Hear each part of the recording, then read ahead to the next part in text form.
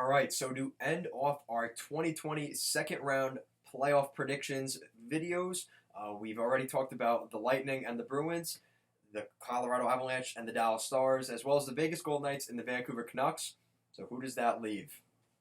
There you go. The Metropolitan Division matchup between the New York Islanders and the number one seeded Philadelphia Flyers. We'll be taking a look at that in this video. If you like what we're doing here at Goal Line Hockey, want to see the latest news around the NHL, make sure to give this video a thumbs up and a subscribe down below. And let's take a look at this Metro Division matchup between the Philadelphia Flyers and the New York Islanders.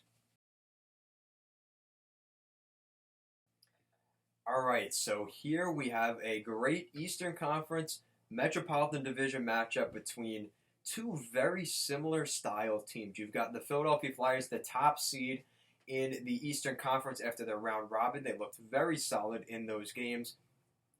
They just knocked off the Montreal Canadiens in 6 games in a pretty tough series. Probably made that harder than it had to be. And then you've got the New York Islanders, who just came off beating the Florida Panthers in 4 games in their series.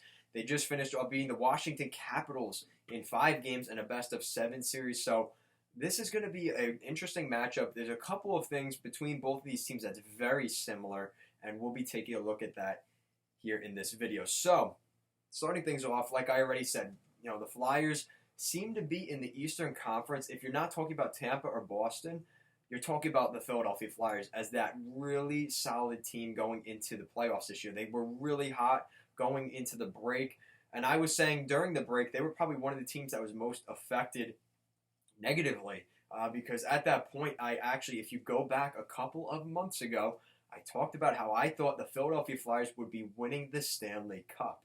Now, obviously, they're playing my New York Islanders, so maybe my opinion changed, but we'll be taking a look at that in this video.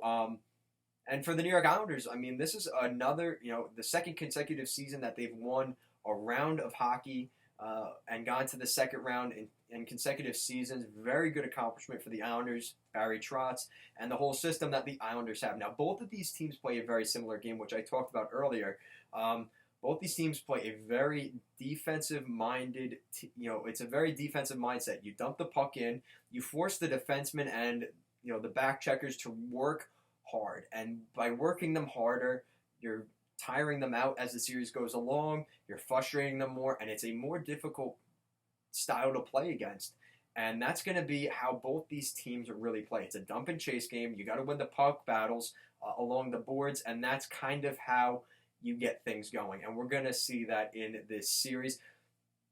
Both teams, I'm going to be completely honest with you, are awful on the power play. Absolutely awful, especially the Philadelphia Flyers in their series against the Montreal Canadiens. That was really a struggle for them. And the New York Islanders, that was a huge problem for them in their Florida Panthers series and their Washington Capitals series. But 5-on-5, both of these teams are very good. And I think that's going to be a good matchup between both guys. You've got Alain Vigneault behind the bench for the Philadelphia Flyers and Barry Trotz for the New York Islanders. I'm really excited. This is going to be a good chess match between those two very smart and experienced head coaches. It's going to be a test to see which one has, really what it comes down to is who has the better depth. And I can't even tell you for certain which team has the better depth, specifically up front. Both teams definitely have that. Matt Niskanen, I don't know how long his suspension is, but he was suspended last game for his situation with Brendan Gallagher. So I wonder if that's going to affect this series. I should have checked that before, but I didn't. Just let me know in the comments if you know the status with Niskanen for the beginning of this series.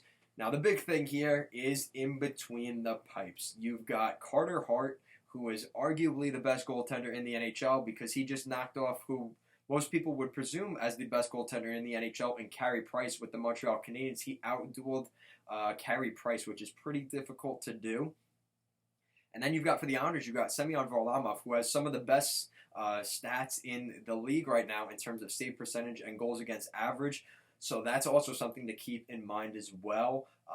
Both these goaltenders have been very solid, and you probably wouldn't expect Semyon Varlamov to be where he is. Honestly, going into the postseason, I thought it was going to be Thomas Greiss for the Islanders, but Barry Trotz and the Islanders thought otherwise, and it's been paying off dividends. They are in the second round this year. So we'll see how that plays out. Defense, I have to give the edge to the Philadelphia Flyers. They've got some really nice depth. They don't even really need Matt Niskanen. I mean, I don't know. It's one of those things. You've got some really good defensemen that can, create play and move the play forward. Guys like Shane Gostisbehere, Ivan Provorov.